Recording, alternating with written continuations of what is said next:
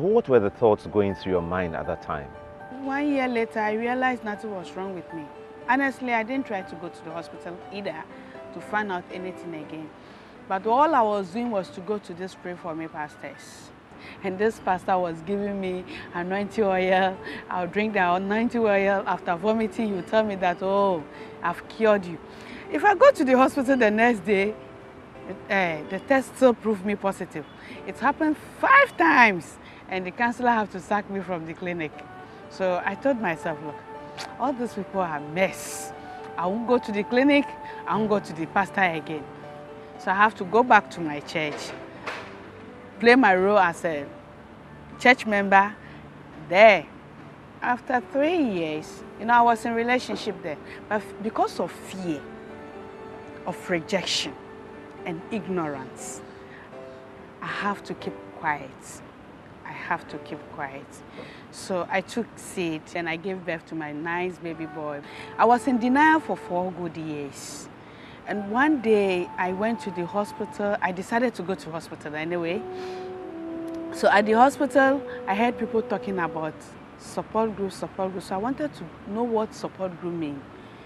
So there, one lady told me support group is a group of persons living with HIV. What do you do there? So when we go, they give us food, they give us money, they give us education. So how do I join? My intention of joining the group was to acquire information. So when I got the leader of the group, he told me, lady, you can join us, but you know what? We don't have food, we don't have money. And I told him, sir, for food, I have little in my house. All I need is to equip myself with information. So he gave me the date of the next meeting, which I attended. Honestly, when I got there, there was nothing like food as I had. All I got that day was information. There was this NGO called OICI. This is a very long name, so I won't even bother myself mentioning it. They were there, they were giving us words of encouragement. So there and there, I started getting empowerment. I was going to leadership training. There was this society, they are still in existence, Society for Women and AIDS in Africa. I salute them. They gave me more of leadership training, and then they made me understand that living with HIV is not anything bad, or I will not die. I can live to do anything that I want to do. So, my brother, honestly, that is how I overcome it.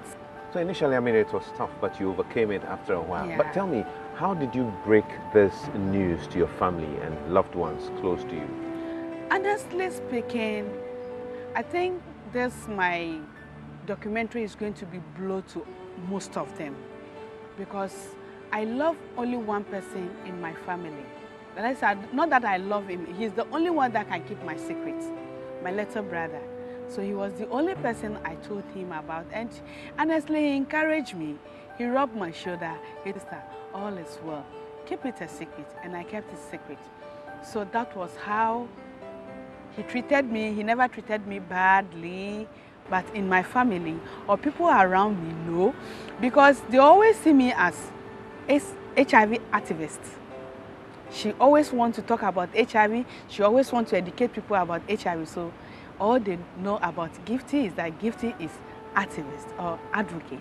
So what is a typical day like for you, your daily routine? Yeah, I'm a very busy person because I'm now a counselor in HIV and AIDS. I counsel and test people for HIV, and I've been working as a community worker, more or less a health worker, and I facilitate on HIV programs. So I'm always busy working here and there. And I've affiliated myself with so many organizations, so they always need my services, and I'm always there for them. And then again, I don't joke with my church. You always see me at church on Sundays and any other days. I'm a chorister, I sing and I conduct as well. On Sunday evening, you see me playing handball, and when there is time for culture, you see me dancing everywhere. And you see, I'm so full of life. Gifty is full of life. She doesn't think of anything. You earlier on talked about your daughter and about the fact that you're so busy you hardly see her. But would you want to have children? Yes, I will. So that means that you really want to date again? Yes, of course I will date. Look at this beautiful lady sitting here. Why won't I date? I will date again. Who would be your ideal man? My ideal man is going to be a man who will love to be very responsible, a man who will respect a woman, a man who will love me for whom I am, but not for what I am. Well, so Gifty is available. So for those of you who are looking out for a lovely lady, Gifty is ready for you. But tell me, 5 years from now, how would you want to see yourself in terms of your ambitions, business, personal life? Yeah, 5 years from now, I want to be a very strong woman advocate who will fight for the right of all women living with HIV, not for them alone, but every woman, because day in, day out, women are getting more infected. And again, I would love to have my strong NGO. I have CBO now, so I want to graduate to become a bigger NGO who would love to have a shelter for at least, if there is still stigma in the country, where somebody can have a little shelter for a while, and when the family are empowered, she can go back home. That's what I would love to see in the next 5 years, and I would love to see this country being a country of stigma-free. Okay. That's what I want to see.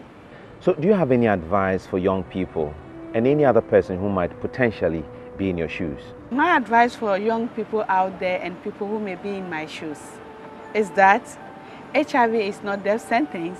Know your status and live your life. Touch a heart, save a life.